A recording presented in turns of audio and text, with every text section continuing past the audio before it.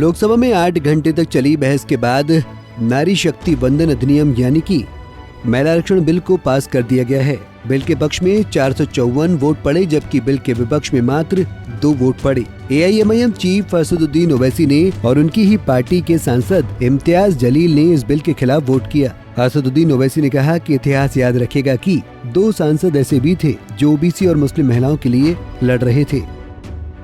तो जो 50 से ज्यादा आबादी है अब उनको नहीं देंगे, ये कौन सा इंसाफ है। दूसरा ये कि जो मुस्लिम महिला है आप उनको नहीं देंगे। 17 लोकसभा के इलेक्शन हुए, 690 महिलाएं MP हुए, मुसलमान कितने जीते? 25। पॉपुलेशन मुस्लिम महिलाओं का 7% है भारत में और उनका रिप्रेजेंटेशन है 0.7।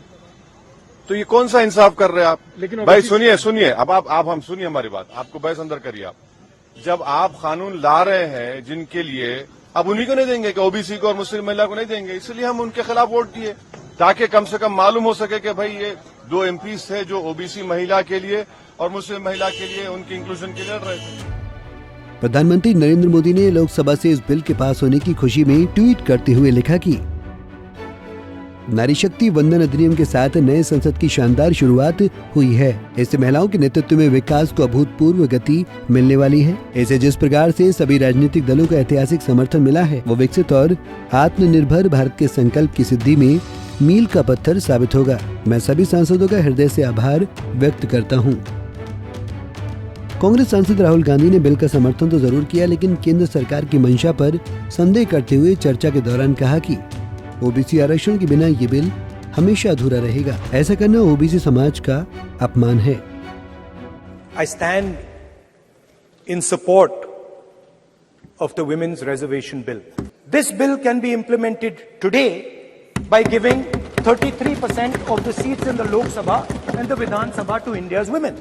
Nice peacocks, nice peacock feathers on the ground, nice peacock feathers in the chair. It's a nice, tasteful building. But frankly, I would have liked to see the President of India in this process. मैंने ये सवाल पूछा कि ये जो 90 secretary हैं, ये जो हिंदुस्तान की सरकार को चलाते हैं, जो बजट को चलाते हैं, इनमें से OBC कितने हैं? नरेंद्र मोदी जी प्रधानमंत्री हैं, OBC के लिए काम करते हैं। मैंने ये सवाल पूछा, मैं आपको जवाब देना चाहता हूं। हिंदुस्तान के सेक्रेटरीज 90 में से सिर्फ 3 OBC से हैं।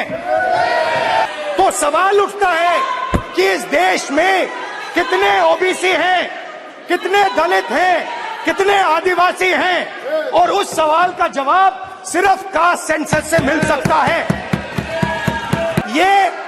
ये जो लिस्ट है ये OBC समाज का अपमान है। 90 लोग हिंदुस्तान के सेक्रेटरी हैं, उनमें से 3 लोग OBC समाज के हैं, 5% बजट को कंट्रोल करते हैं। कांग्रेस ने इस बिल को पूर्व प्रधानमंत्री राजीव गांधी का सपना बताया तो TMC ने पश्चिम बंगाल के CM ममता बनर्जी को इस विधेयक की जननी करार दिया। बहरहाल AIMIM को छोड़कर सभी विपक्षी दलों ने इस बिल का स्वागत किया। कांग्रेस की तरफ से इस बिल को तुरंत लागू किए जाने के आरोपों को खारिज करते हुए केंद्रीय गृह मंत्री अमित शाह ने कहा कि हर एक चीज का एक प्रोसेस होता है। शाह बोले कि बिना जनगणना और परिसीमन की किसी सीट को रिजर्व करना संभव नहीं है। उन्होंने संकेत दिया कि प्रक्रिया पूरी होने में 2029 तक का समय लग सकता है। मातृशक्ति के लिए संसद की 1/3 आरक्षित सीटों के बंटवारे में पारदर्शिता के लिए डिलिमिटेशन कमीशन एक आवश्यक प्रक्रिया है। डिलिमिटेशन कमीशन हमारे देश की चुनाव प्रक्रिया को निर्धारित करने वाली एक महत्वपूर्ण इकाई का कानूनी प्रावधान है और वो अपॉइंटमेंट से होती है, मगर वो क्वासा जुडिशियल प्रोसीडिंग्स होती है। इसकी अध्यक्षता सुप्रीम कोर्ट के रिटायर्ड जज करते हैं। इसके अंदर चुनाव आयुक्त के एक प्रतिनिधि भी होते हैं और भी 2-3 संस्थाओं के प्रतिनिधि होते हैं जो चुनाव की प्रक्रिया के साथ जुड़े हुए होते हैं। और इसके कानून के तहत सभी मान्य राजनीतिक दलों के एक सदस्य भी उस डिलिमिटेशन कमीशन के मेंबर होते हैं। अब 1/3 मान्यवर 1/3 सीटों का रिजर्वेशन करना है तो वो सीटों कौन तय करेगा? ये जो कह रहे हैं क्यों नहीं कर देते, कौन करे? हम करें? और फिर वायनाड रिजर्व हो गया है तो आप क्या करोगे? हमको कहोगे कि भाई पॉलिटिकल कर दिया। ओवैसी साहब नहीं, अगर हैदराबाद रिजर्वेशन हो गया, रिजर्व हो गया, तो कहोगे कि भाई पॉलिटिकल रिजर्वेशन कर दिया।